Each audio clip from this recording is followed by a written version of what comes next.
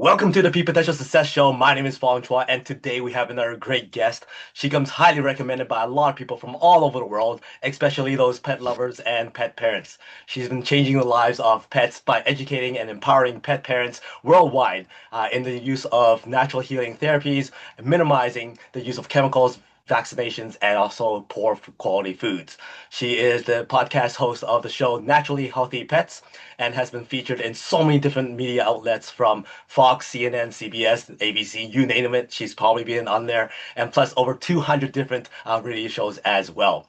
She has over 36 plus years of experience in clinical practice and is now speaking and consulting and helping others really have that great experience with their pets and making sure their pets have the best lives they can and that great experience. So please welcome eight-time best-selling author, podcast host, Dr. Judy Morgan.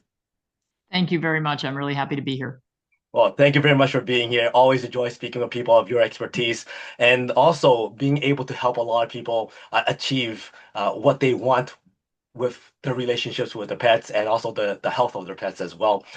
Can you share with us, how did you get to who you are now? Because it's not typical for a veterinarian doctor to all of a sudden transition into, hey, I'm going to be speaking, I'm going to be doing websites, I'm going to be doing all this stuff online. It's very not typical of doctors to do that. So what was your journey? So my journey is actually really interesting. I was in traditional practice for the first 10 or 12 years, and I was pretty unhappy with what I was doing in practice. I didn't really realize it until I was asked to speak for a bunch of undergraduate college students and, a day in the life of a veterinarian. And at the end of my talk, the professor of the course came up to me and said, "If you hate your job so much, why don't you quit?" And I went, "Oh my gosh, I didn't realize how much I hated my job until they said that." And I went and looked at what came out of my mouth and I was like, "You're right, I really am not happy with what I'm doing." And so what I discovered out of that is that I was working for somebody else at the time, and I really was not happy working for somebody else. So that was sort of my first clue of I have an entrepreneurial spirit, and I would be much happier having my own business and answering to me instead of answering to someone else. And so once you discover that about yourself, you kind of say, "I'm never going to be happy working for somebody else. Like, it's just not going to work." So, and my dad owned his own business, but he didn't start his own business until he was 60 years old. And he had worked for other people and kind of the same thing. Like, he was really meant to be an entrepreneur. He should have started that way earlier. But the company he was working for went bankrupt. And he said, "Who's going to hire a 60-year-old old fat bald man?" And he said, "I guess I'm going to start my own company." And so my mother, actually, when my dad couldn't run the company anymore, my mother ran it, and they owned that company for about 25 years. Oh, wow. And I now own that company along with Naturally Healthy Pets. So I think, people need to kind of take a step back. And if you're really miserable in whatever your job is, look at it and say, well, what is it? What is my passion? What do I want to do? And I knew my passion was veterinary medicine, just not working for somebody else. And then along the way, I got introduced to, we can call it alternative, holistic, complementary, whatever modalities. The first thing I learned was chiropractic. And then from there, I learned acupuncture. And then I learned food therapy, herbs, cold laser, like so many different things that we could do. And at the time, I was a partner in a practice when I started learning all of this. And after 10 years, my partner said, "I don't really understand all this voodoo stuff that you're doing. I don't know. It's like black magic or something. Like, I don't really want to be a part of this." And that was my opportunity to buy out his share of the business and truly be in charge of my destiny. And so along the way, social media started getting very popular. And I was invited to join a Facebook group of Cavalier King Charles Spaniel owners. So that's the breed of dog that I love and have a bunch. And so I joined, and on those social media groups for dog owners, people are like, "Well, what do you feed? What do you use for heartworm preventative? How do you board your dog or training? Like, what vaccines do you get?" And everybody started noticing that my answers were different from everybody else's. And they're like, who are you? And I said, well, I'm a holistic veterinarian. So I think outside the box and I don't think in the same way that your traditional veterinarian would. And so they said, well, you should write all this down somewhere and we can put it in the files, which I didn't know how to work because I'm not tech savvy. We can put it in the files and then you won't have to keep answering the same questions all the time. We can just refer people to that. And so I jokingly said, maybe I'll write a book. And so I spent a year writing my first book and I was very naive. I had no idea how to market a book, anything that goes into that. But I spent a year doing it, and I did hybrid publishing, so it was part self-published, and it was a subsidiary of Simon and Schuster, which you would think would be a good thing. They charged me about $35,000, so that was a bad thing, and they pay me about 50 cents a book, which is kind of ridiculous. Um, and I thought, well, I don't want this book being sold through Amazon. I want to sell this book myself. And I thought, you write a book, people just buy it, right? No, you actually have to market that thing. So then I, started, my Facebook page for my business, and we spent every weekend going to tabling events or expos or dog walks. So here's all my secrets to how to get known, folks. So like 40 weekends a year, my husband and I would load up all our stuff and we'd be standing in a park or outside a pet store in the rain and just doing all this stuff. Half the time we'd be lucky if we sold one book, but we handed out a lot of information about my clinics, and people started coming and people started following. And then my clinics got very well known. And I literally had clients who would drive 3 to 7 hours each way Wow. to get to my clinics because I was doing something different and, offering hope where other practitioners would say there is no hope. So we got very well known. And the first book, I didn't know much about marketing it. I still really love that book, and I'm actually in the process of, it's been about 12 years, so I'm in the process of editing and putting out the second edition and updating all the things that I would never say now. It's like I'm reading through it and I'm like, oh man, I recommended that company. Oh man, they went south. So it needs to be updated, but that will be book number 10 when that comes out.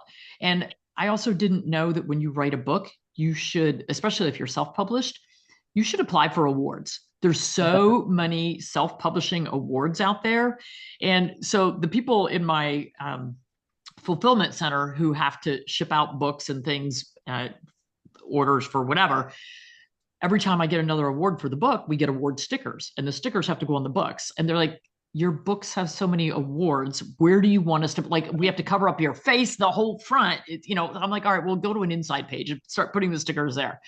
But every time you do that, a press release goes out about your book, like you won another award. And so over time, things just kind of grew. But because my clients were driving a long way to get to my clinic, if they needed refills on their supplements or their shampoos, they weren't things that they could just walk into a local veterinary office and get. These are, natural, holistic, human grade, specialized.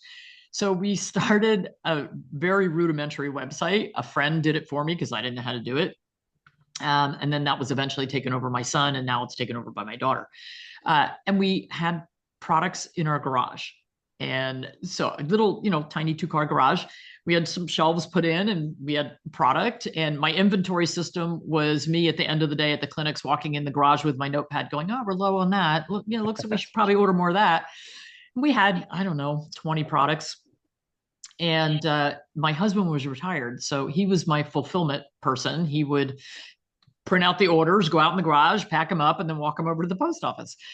And so we did that for 4 years. And then right at the end of 2019, my daughter had moved. We were in New Jersey and she had moved to North Carolina. And she said, I want to quit my job. She's by trade, she's a systems and data engineer, packaging engineer. And she said, I want to quit my job. I don't know what I want to do next. And I jokingly said, well, why don't you take over Naturally Healthy Pets and see if you can grow this into something? She said, okay, I'd love to do that. So she was like 20 24, 26 years old. And she's like, I'm a COO. This is so cool. I'm like, yeah, it's cool. What are you going to do with it? Couldn't afford to pay her much. I think I paid her a percentage of sales. I was like, I don't have any money. You can have a percentage of sales. And she doubled the year every business Oh, wow. for the first 5 years that she was running it. Made it in, and now we have a team of about 15 or 16 people. And we have a fulfillment center that's 7,000 square feet. We have almost 700 products on the website.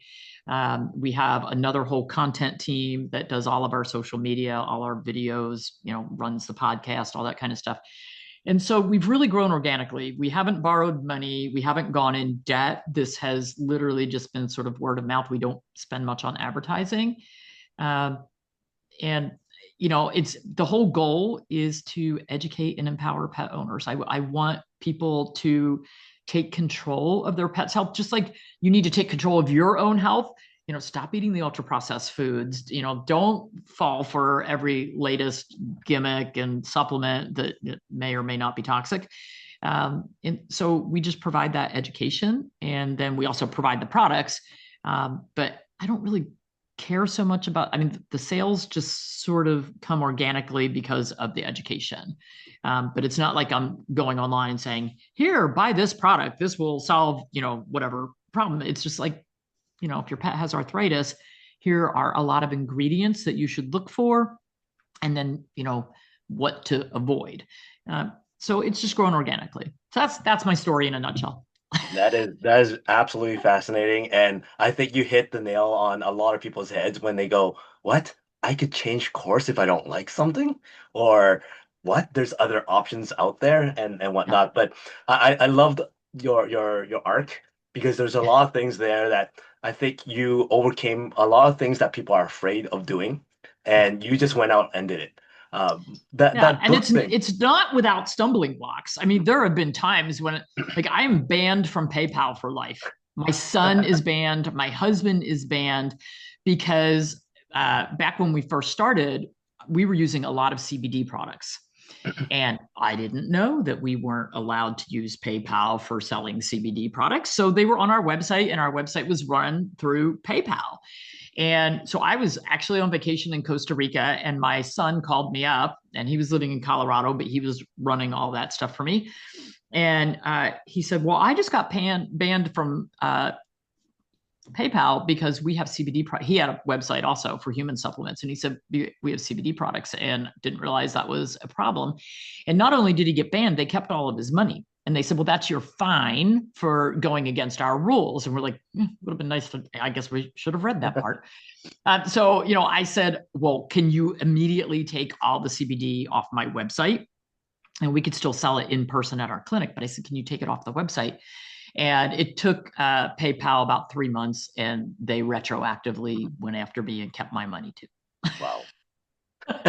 So, a few stumbling blocks along the way. My husband and I fell for a scam. It was an Amazon sales scam. And we paid about $75,000 Oh, into wow. this. Yeah. So yeah, stumbling blocks, like, read the fine print, folks. But, this company, they did a little free seminar thing, and it's like, well, we can teach you how to sell on Amazon. And at that point, we weren't on Amazon. And I was like, well, that's a really big audience. That would be great, because we had our own branded products. And I was like, well, that's a way to get them known, and, also get more people to find us and learn more. So we paid these guys all this money. And then, after we had been in the program for a couple of years, the FTC came after them. And it was millions of dollars. I don't think anybody went to jail, but we kind of figured it out early on. And I hired a lawyer, and we were the only people who had a successful lawsuit against them. And it was just because of my lawyer's strategy. We were in New Jersey. The people who were selling this program were in Massachusetts. And my lawyer said, well, we're reporting you not only to the attorney general in Massachusetts, but also New Jersey. And that apparently was the key to unlock getting some money back.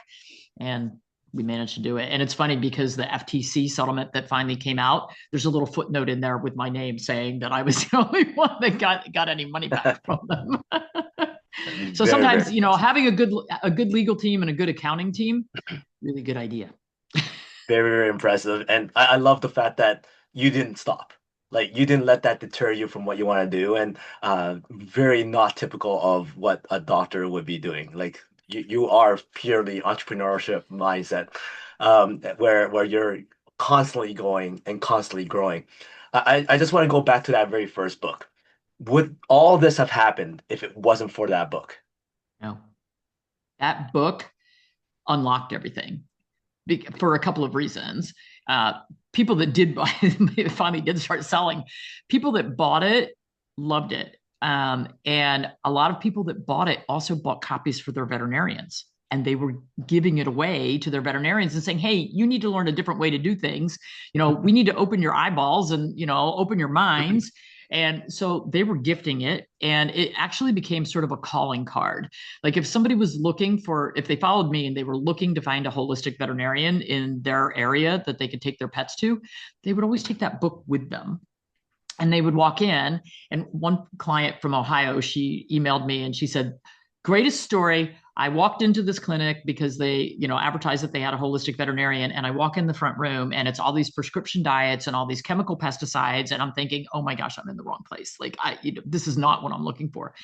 And she said, well, I'm here. I drove an hour to get here. I'm going to go ahead and meet the veterinarian. And it was a multi-vet practice.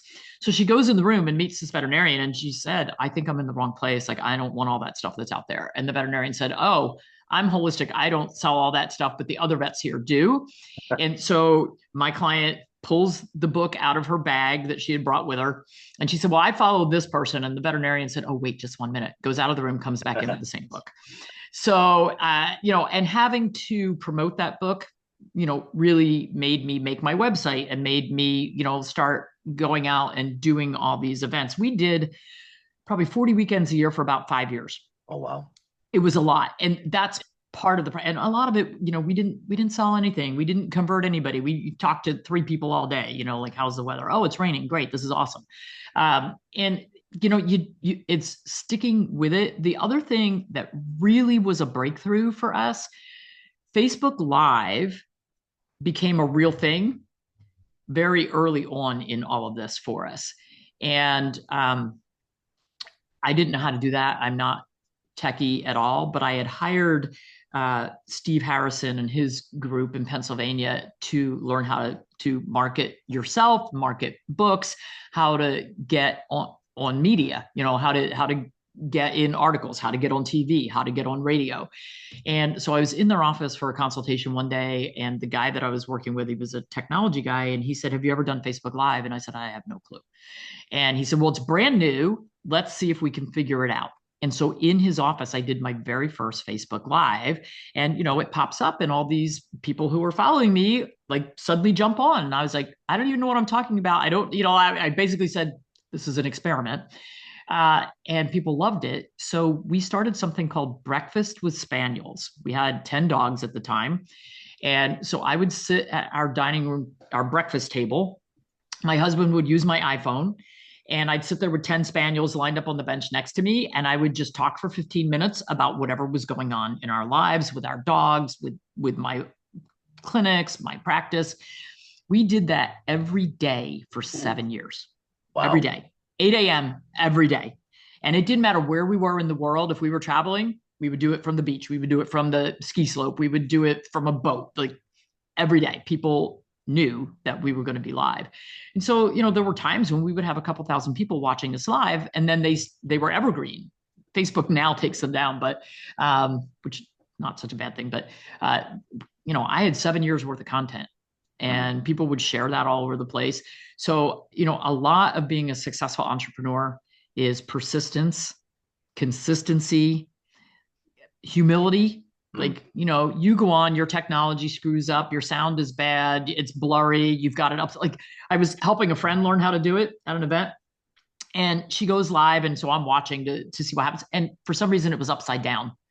And she's just talking away, going on. And I'm like, it's upside down. And so she finished the live, and I said, did you realize that was upside down? And I don't even know how she managed to do that. I've never seen that. And she's like, what?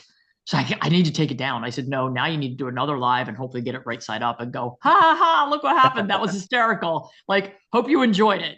Like, just be humble and admit when things go wrong and try to fix them. I love that. I mean, you nailed it again on the consistency and the persistency of everything. Lots of people just go, okay, I tried it, it didn't work, and they Yeah. stop. So for you, what was it that kept you going? Like you said, 7 years and 5 years. Like when did you notice, okay, it is working. There is momentum. I need to keep on going. And when it wasn't as early as you expected it, Yeah, it what was made you years. go, I want to keep on going? Like what kept you pushing? Um, I think it was years, and I think like I never took a salary, and luckily I had the vet clinics. I still own two hospitals, so I had money to work with. But I never took a salary from Naturally Healthy Pets until after my daughter had been in charge for at least a year. So we were probably, see, I started in 2016, and I don't think I took a salary till 21. Mhm. So, that's a lot of years of and like we were selling enough products that we were making enough money that I could buy more product. So I didn't have to borrow money to get started. It was like, okay. Like when we started, we went to a big pet expo for retailers. So like as a retailer, you go there and you find companies and you buy their wholesale stuff. So the first year we went, I said, okay, I have a personal credit card with a $10,000 limit. So we are going to find 10 companies with the best of the best products, and we're going to spend $1,000 on each one. So, we spent 3 days at this event. We walked 7 miles the first day. That's how many vendors were there. It was crazy. And most of the products, I'd pick them up and go, crappy ingredients. Oh, yeah, not good enough. And so we found 10 companies that we really liked, and probably we still have 5 of those companies. The others either went under because a lot of them were startups. They either went under or their products weren't working for us. Um, and so I put $10,000 on that credit card to start our warehouse in the garage. And then, all that stuff sold. So it's like, all right, well, now I've made enough money, I can restock. And so we've always just done that. It's like right now, the 700 products in our 7,000 square foot warehouse, I own all of that. I don't owe money on any of that. I didn't have to borrow money to restock. So I've let the company grow organically. And it's like, okay, well, we've made enough profit on that. Now we can go restock and buy more. And we're always looking for new companies that fit our model, which is a lot of these companies, which is really funny because the first time somebody said I was an influencer, and if I told somebody I really liked a product, like 1,000 people would go buy it. I was Yeah. like, who? A what? I don't even know what an influencer is. Like, are you calling me a name? Like, I don't know what that is. And now I realize, yeah, I have a lot of influence, but um, a lot of the companies that are in our warehouse were little startup companies, kind of like we were at one point. And they've just made these amazing products. And because we have said we love this product, and the other thing for us, the product can be great, but if the integrity of the people running the company is not up here, we're not having any parts of it. We want a company that is really going to stand behind things, do things the right way, be sustainable, human grade, like everything. We have this level of integrity that everyone needs to be at. And that has worked really well. And a lot of these companies that were these little baby startup companies are now like, oh my gosh, we have to find bigger production space. We have to find bigger warehouse space. Oh my gosh, we need to hire more people. I'm like, well, that's a good problem to have, right? Definitely. Something else I picked up on is the fact that you're not afraid of trying new tech. Like, hey, let's jump on Well, Facebook Live and let's see what happens there, kind of thing, right? You're always advancing, adapting with new things. we we are, and thank God now it's other people that are adapting and advancing. So like when my daughter took over, like I was a Facebook person. I didn't know anything about any of the other platforms. And so she's younger and she's like, well, we need to be big on Instagram. I'm like, okay. Sure, why not? If you can set that up, that would be great. And this about a year ago, she said, I want to focus on YouTube. Like YouTube is really big. And so she grew our YouTube to over 100,000 people. I got this really Yeah, no. cool little thing there. It's like, oh, awesome. I got a plaque. But that a lot of that growth has been because she has a better understanding of technology, like I know Facebook. And then, people that we hire have a better understanding. Like we are not big on TikTok. That's an even younger generation than the people that we have working here. We post stuff on there, but it's not, like people are making millions on TikTok. And I'm like, Yeah. I don't think I understand the platform well enough. Well, I wasn't going to ask this to begin with, but since we're on this topic, how's AI going to be a big thing for your company? Not. At We all? avoid it. Oh, We wow. pretty much avoid it like the plague. Because I read something the other day that over 30% of the information the AI gives out is wrong. And so, like, and we're so niche in our holistic philosophies, Mhm. um, that, like if you ask AI, what's the best joint supplement for my dog's arthritis? 90% of what it's going to give you is going to be awful. That I would never go for. And there are people in this holistic vet space that are using AI. And then we look at their posts and it's like, okay, you've got a person sitting on a bench with their dog sitting at their feet, but the bench has no legs. So they're floating in midair. Like if you're going to use AI to make your graphics, and I'd much rather have my graphics person make, design Yep. herself. She does a much better job. But if you're going to use it, you can't just say, oh, good, AI knows everything. And my daughter is very much against it. And it's pretty funny because my son, who's also an entrepreneur, is 100% AI. Like, he's like, this is the best thing that's ever happened. He's also very into cryptocurrency, and I have no idea what that is either. So my two kids are like total opposites on this spectrum. And I will say that AI is useful. Like, if I'm researching a topic, you ask, and now you don't even have a choice. Like if you're on a search engine and you put a question in, it's going to give you the AI answer first, and Right. then it'll give you links to actual studies. And it's like, okay, I'm going to read the AI thing and see what it has to say, and then I can pick what's right and I can pick what's wrong. So I think that we shouldn't ban it completely, but I am very, very concerned about the AI centers and the environmental impact, the world impact.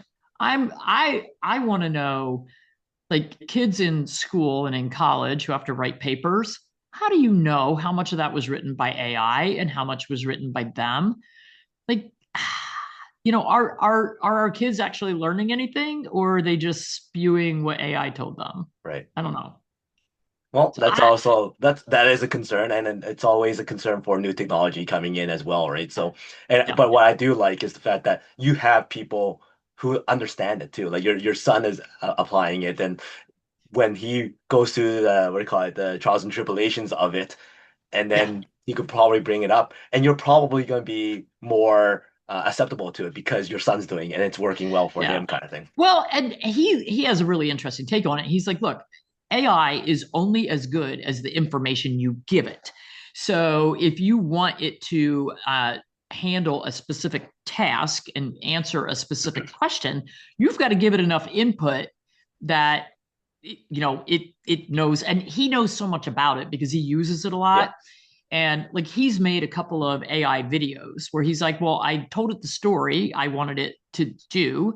And you can, I mean, part of my problem is the technology hasn't caught up quite enough because you can always tell an AI video from Yeah. a, actual photo shoot. Um, but it's getting closer. It's pretty Yeah. real. And some of his, videos that he has made, they're pretty cool and they're cool stories. And so, I think it definitely can be so helpful. And, I'm a little worried, like they're using it in a lot in medicine, like for diagnostics and stuff. And I'm like, could be good, could be really bad. I don't know. I'm Right. gonna find out. Awesome. Well, I wanted to bring it back a little bit to the whole holistic and natural healing for pets.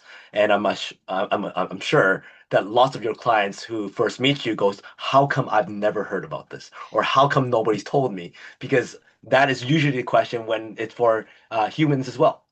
They Yeah, go, "What? My doctors tell me this, this, and this. How come this was not presented to me?" So, how do you answer that question usually? that's an easy answer. Big pharma and big pet food give all the money to veterinary education and continuing education. And so, when you only hear one narrative. So, new veterinarians come out of school and they're like, make your own dog food, human grade dog food. Why would I want to do that? No, there's these three big pet food companies. They have nutritionists on staff. We should only use their food.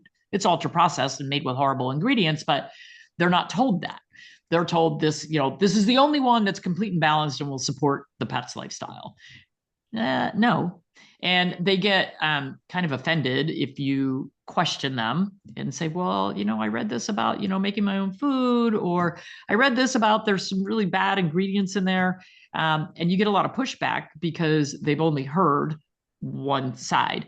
So there's about 60,000 veterinarians in the US. Unfortunately, 25% of veterinary hospitals, clinics are owned by corporate entities now. And the biggest one is Mars, which is the candy company. They also sell $33 billion worth of pet food every year. So, if you are working for a corporation that's owned by a company that makes pet food, guess which pet food you're going to recommend and sell. And then, we have big pharma who basically funds FDA. And so they can get a lot of things through pretty quickly without as much research into side effects. And basically what happens is like new drug comes on the market, something like Apoquel for allergies or Librela for arthritis. And the representative from the company comes in and says, oh, we've got this new thing. It is awesome. Yeah, we haven't seen side effects. It's going to be great. No problem. And then who are the guinea pigs? My patients. So I start using the drug and my patients start having really bad side effects. And I go, well, wait a minute. They told me there weren't any. They didn't see any. Well, that's because they tested it on a couple hundred animals. Now it's out in the real world and it's being tested on hundreds of thousands of animals. And now we get to see what the side effects are. And to get something then have warnings on it or be pulled off the market is almost impossible. Almost impossible. Like I had a discussion with FDA a few years ago about the chemical pesticides that we are feeding our pets for flea and tick prevention. And we did a survey, and 2/3 of the animals that had been treated, of the people that answered our survey, which was thousands of people, 2/3 of the animals had side effects. And FDA had hundreds of thousands of reports of side effects. And so in our phone call with them, we said, hey, like, how many do you need? How many reports do you need? Because we know that only about 1% of side effects are actually reported. How many do you need to pull this off the market? And they said, don't really know, but this isn't near enough. I'm like, wow, hundreds of thousands isn't near enough? Mm-hmm. Like, this is pretty scary. Right. So, until you start really kind of pulling back the curtain and looking back there, you don't know. And so like at our holistic veterinary conference every year, we get about 300 people. So 300 out of the 60,000. There's right. just so few that are pulling back the curtain and actually looking and being open-minded and saying, something else might work. So how does one compete against that? Like there's such a big machine out there that's churning out all this stuff and money's involved and people are kind of sponsoring and whatnot. And then here's you and other companies like you trying to promote natural, healthy, all this stuff. How do you compete against that big machine? You just keep putting the word out there. And we are seeing shifts, like big shifts. Like there's more and more pet food companies, small pet food companies coming online that are making human grade, gently cooked, raw, species appropriate, high meat diets, like what our pets are meant to eat. So in the past, I would say 10 to 15 years, we are seeing more and more of these holistic companies, holistic pet food companies. And it's not being driven by the top. It's not being driven by the veterinarians. It's being driven by the pet owners who are saying, and I will say that the Make America Healthy Again movement, people are opening their eyes and going, oh, we shouldn't eat ultra-processed food? Huh, my dog and cat are eating ultra-processed food. Maybe that's not a good idea for them either. So, we're starting to get, and people like me, we end up with like the most popular holistic veterinarian. I think she's got like 3 or 4 million followers. I have about 500,000. I mean, we're making inroads, and there are more of us that are being more vocal. I think Right. that the holistic veterinarians are trying to be more vocal. Um, like my outreach that I've set, I'm traveling all over the world speaking this year. But next year, my focus, I really want to bring along veterinary students and young veterinarians and get them to just open their mind and say, oh, because, the problem is everybody's like, well, where's your double blinded studies? And I'm like, you know what? I don't really need double blinded studies because I was in practice for 36 years and 25 of that was in holistic medicine. And what I saw, the miracles that I saw in practice, wouldn't you want that miracle? Like my dogs are living into their late teens. Doesn't everybody want that? I get really sad when somebody posts online, oh, I just lost my dog. He had a good long life. He lived to 11. And I'm like, he had a half a life. That's so we're vocal because we care. And like I had a dog who was diagnosed at 15 with bladder cancer. And so I made a holistic protocol for him. There was really no decent traditional protocol and not one that I would have used. So I made a protocol for him and he died at 17, not related to his cancer. Still had the cancer. And so why wouldn't we want that? Very, very true. No, I also think that a lot of people who come to you who are kind of on the fence, right? Do I go with Yeah. you? Do I go with traditional? And I'm sure they bring up a lot of myths about Oh what yeah. you do. What are some of the most typical things that you hear that are completely wrong that you could debunk right now? That dry pet food is good for our pets. So dry pet food is 50 to 60% carbohydrates. Our pets have zero requirement for carbohydrates in their diet. It has a lot of carbohydrates because that's the only way you can make it stick into the kibble.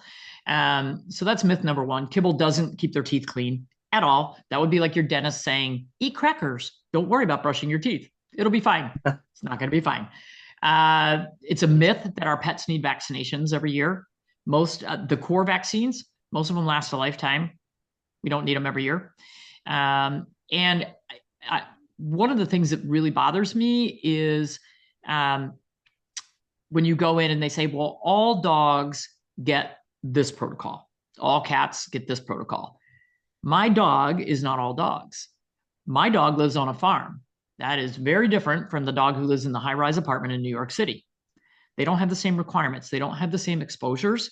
And we need to go back to, like, I wish we could turn back to my generation of veterinarians because as we didn't have all the specialty centers and specialty services that we have available now, we didn't have we didn't have MRIs and CAT scans, and ultrasound was just like a baby thing that was just starting to even be known. So we didn't have all of that. So what did we use? We used our five senses. And like if your dog had a tumor on its kidney and it needed its kidney removed, there wasn't anybody to send it to. So guess what? I learned how to do it real fast. And I just did it.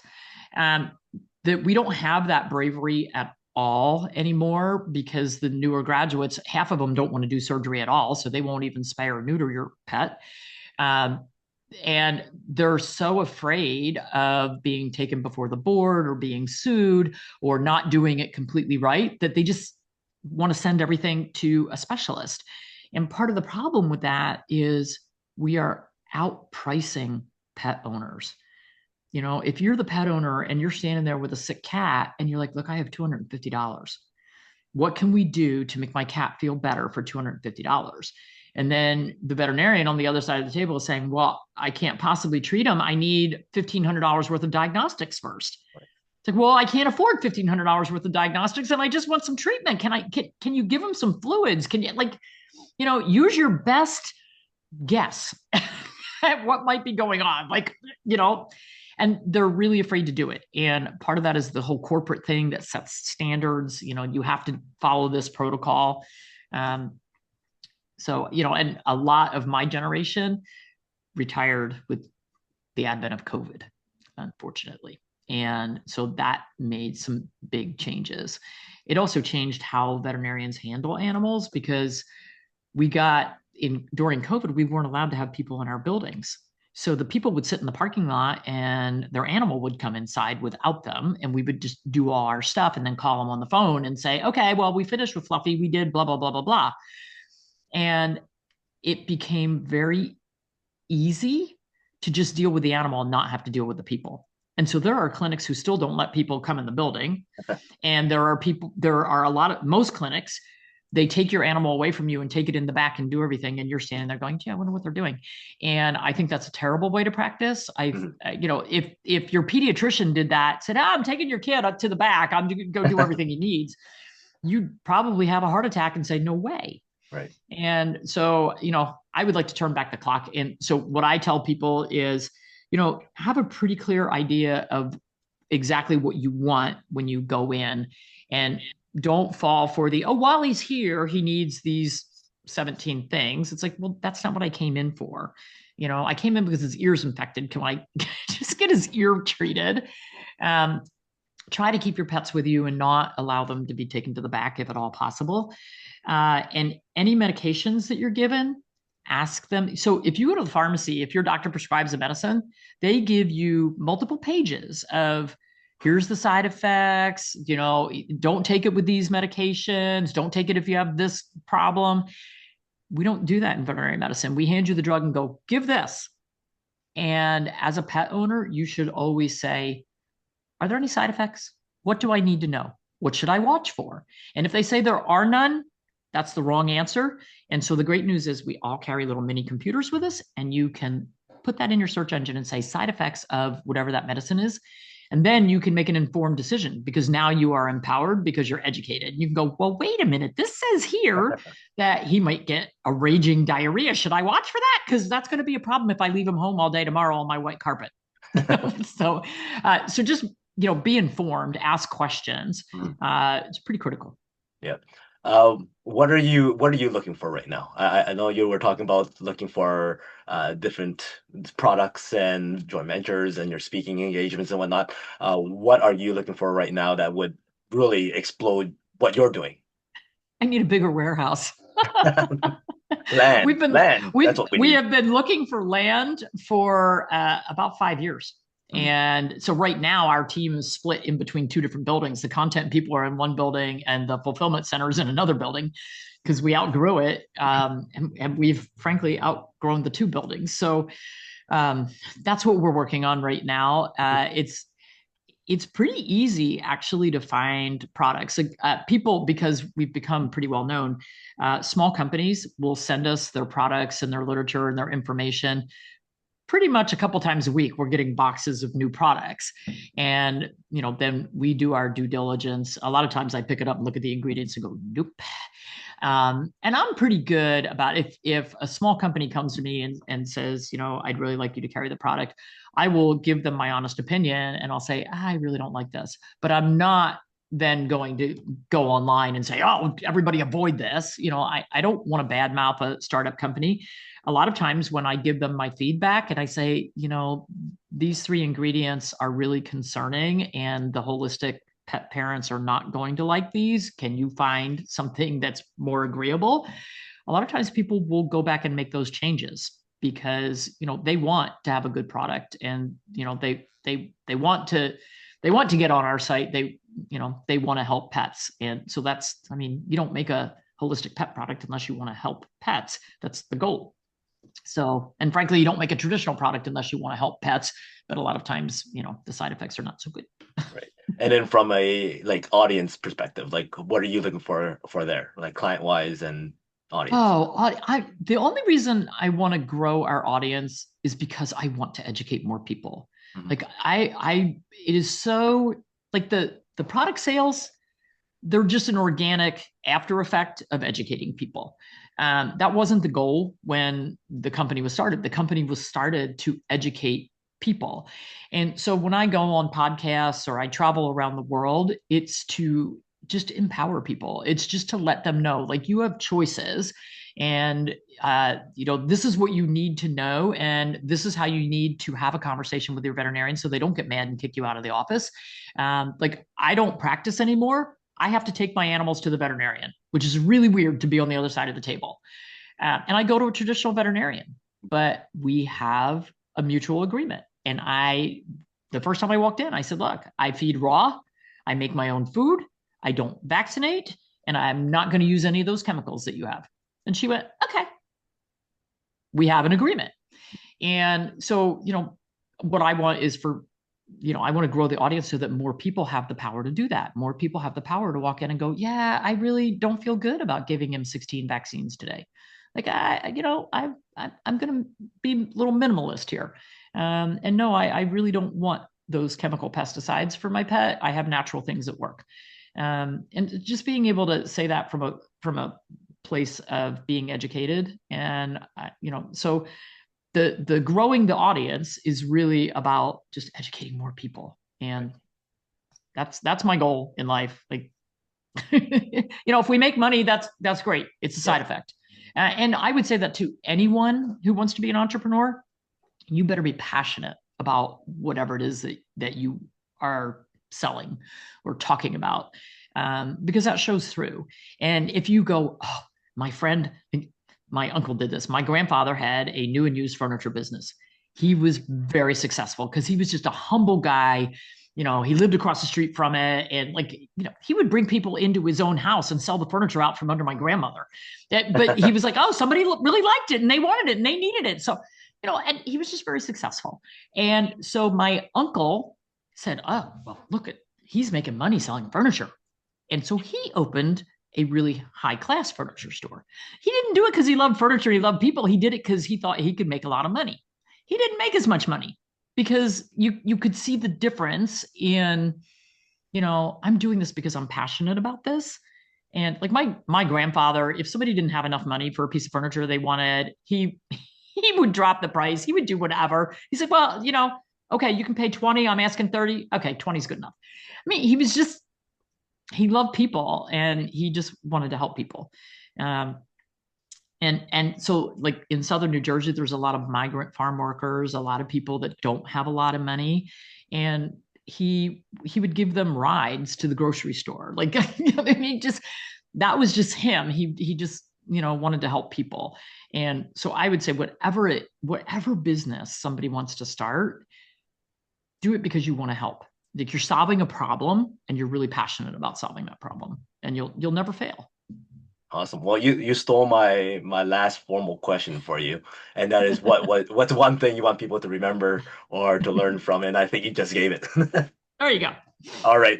Before I let you go, I got five quick rapid fire questions. Give me the first thing that comes to mind. Okay. All right. You're stranded on a deserted island, one food to eat for the rest of your life, no consequence. Raw milk.